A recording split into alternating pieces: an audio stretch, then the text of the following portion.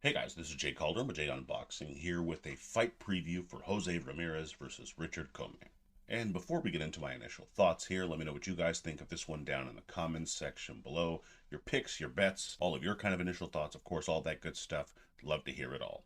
And of course, be sure to like and subscribe, hit that notification bell, greatly helps out, and I greatly appreciate it. A little bit of fight info here. We have Jose Ramirez taking on Richard Commey, as mentioned, at the Save Mart Center in Fresno, California, airing live on ESPN in the junior welterweight division with no title on the line. Now, in terms of my initial thoughts, I think the first thing that kind of came to mind really was just how much does Richard Commey have left? Quite frankly, I don't think it's that much. He's seemed a bit shop-worn in certain fights. Even a guy like Vasily Lomachenko, who can be tricky for some, was not only outclassing him, but really beating him up. A puncher in Commey was getting beaten up by a guy who is not the biggest lightweight in the world, and now he's moving up to junior welterweight against a pretty sizable opponent in Ramirez. When you think about just how much he might have left, that doesn't bode well for him when he's being beaten up by smaller men in smaller division. Perhaps fighting at 140 now kind of opens him up to new opportunities, gets him a little more freshness in the legs, not having to make the cut, but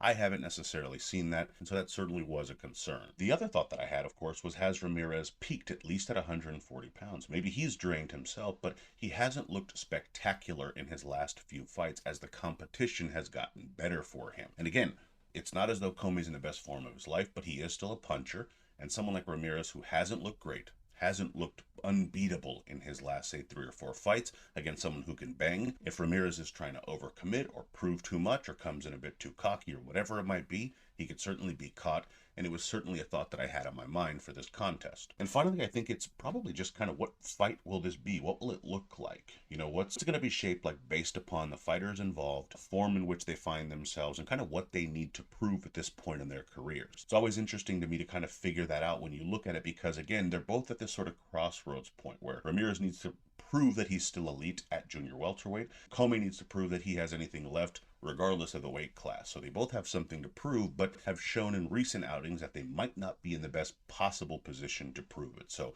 certainly adds to some kind of compelling storylines to this fight. Now, in terms of, what's in store for the winner here, for Ramirez, it means keeping relevant at 140 pounds. It's that simple. He needs to win this fight, and this fight can kind of do a few things for him. It kind of keeps him busy. Another win potentially even builds him some confidence and sets up some bigger fights down the road. Obviously, I do not believe that Ramirez is hoping the Commey fight is the biggest one for him in 2023. If he loses this fight, it certainly is going to be the biggest blow to his career thus far. Losing to Josh Taylor, a phenomenal fighter in his own right, is one thing. Losing to a faded Richard Commey is going to be disaster for Ramirez. So a win means relevancy, keeping the hope of those big fights alive without having to rebuild his career.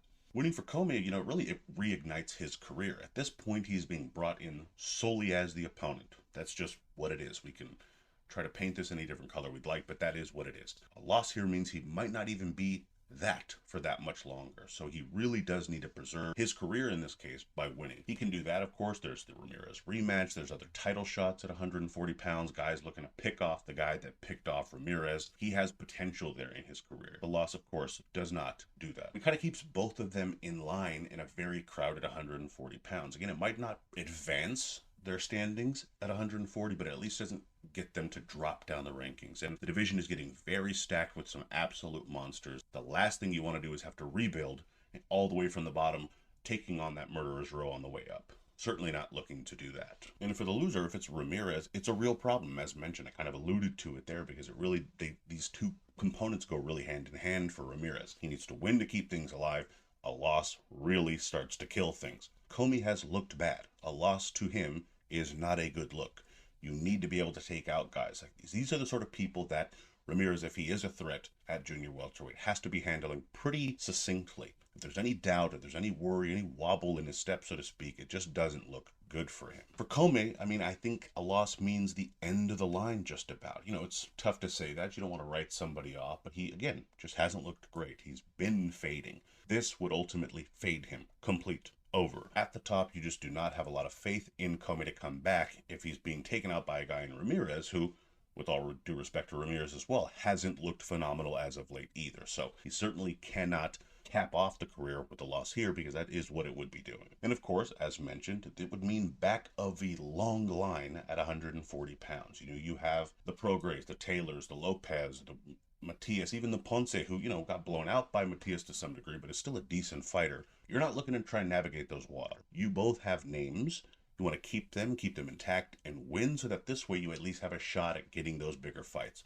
A loss pretty much ends that shot. And in terms of what to expect, I quite honestly expect to see Ramirez look good, maybe even better than he actually is at 140 pounds. I think if he has anything left, he should be able to look good in this fight and take out Commey. It's a fight that I think he has the ability to win.